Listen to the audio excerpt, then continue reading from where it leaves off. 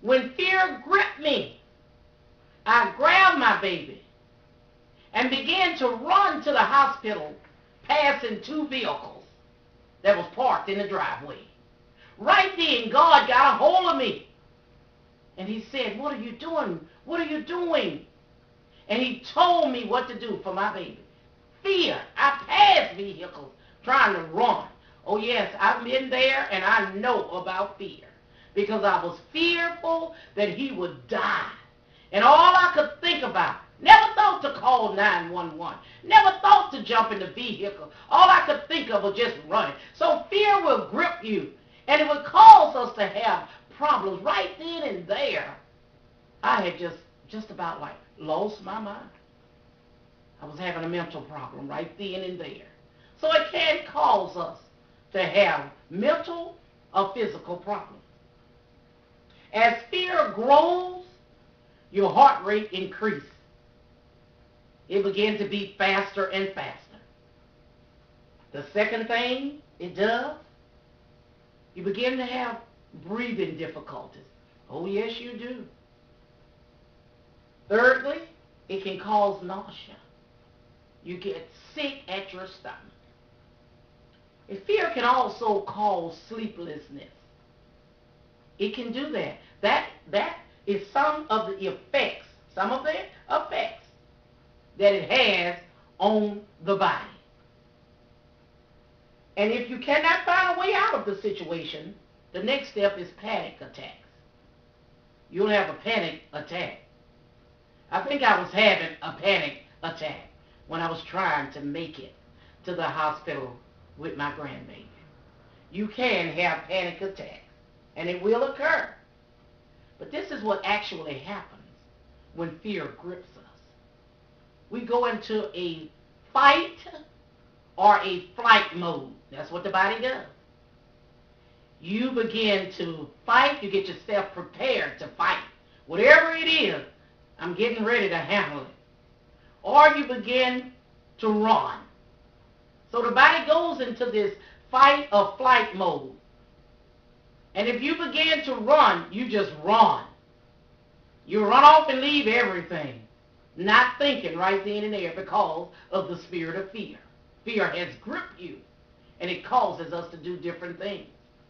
Not only that, when we get into a fight mode or a flight mode, it can be caused whether it's real danger or it could be an imaginary danger.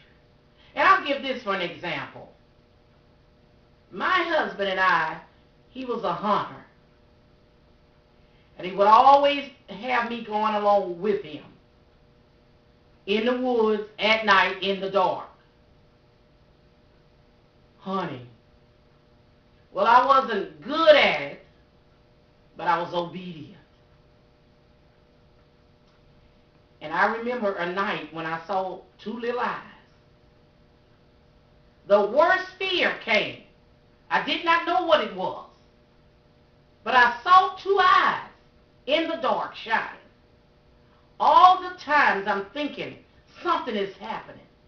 I don't know what I should do, run or fight. But of course, upon closer examination, you know it was only a little small possum right there. But right then and there, my body went into a fight or flight mode. Right then, I was ready to deal with whatever issue it was that fear had caused me, whether I stood there and fought or I ran. So it has something to do.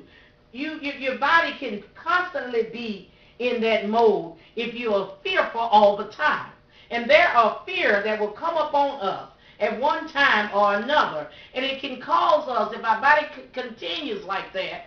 Some people are fearful to get up in the morning, fearful to go to bed at night. I've heard people tell me that they stay up all night long because they're fearful to go to sleep. When this happens to you, this is what you begin to get your body get into an anxiety disorder. Now, people with anxiety disorders always try to find an escape. They try to find an escape route, and if they are unable to escape a fearful situation, they begin to feel this tightness of the chest. They begin to experience shortness of breath. Why? Because their body is just going into this mode and they can't find a way of escape. But listen, there are many fears, and we have fears. I'm talking about some of my fears today, and I'm going to give you another example of fear. I was driving on the interstate, and I've never really had a problem of driving and going anywhere that I want to go. All over the United States, wherever I felt like driving, I would drive. But a spirit of fear gripped me, and I began to get on the interstate to go to Baton Rouge. And I could feel this fear coming over me. And I felt as if I was going to pass out under the wheel because it was a spirit of fear.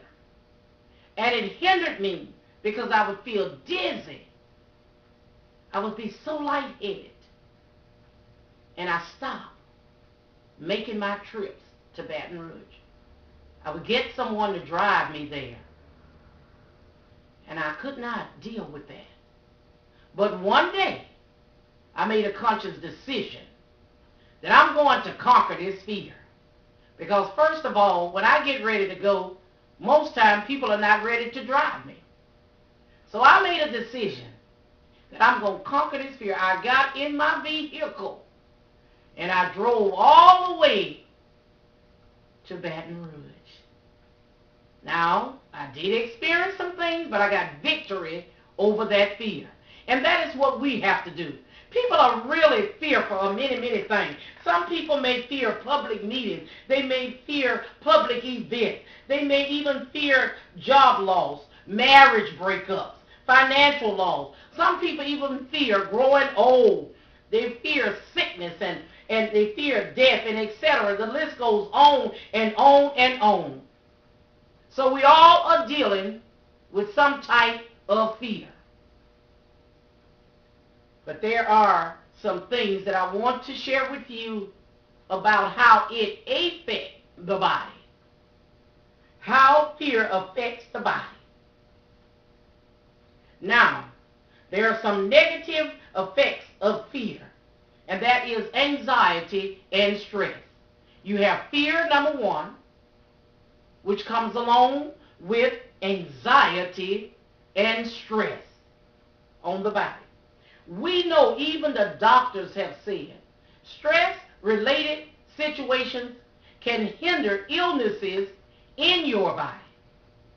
Not only can it hinder illnesses in your body, it can help aid to illnesses coming to your body. Why?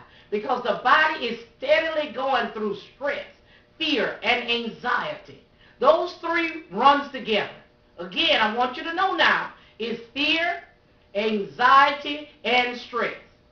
And it begins to work on us in certain areas of our bodies. It can work on you if you have asthma.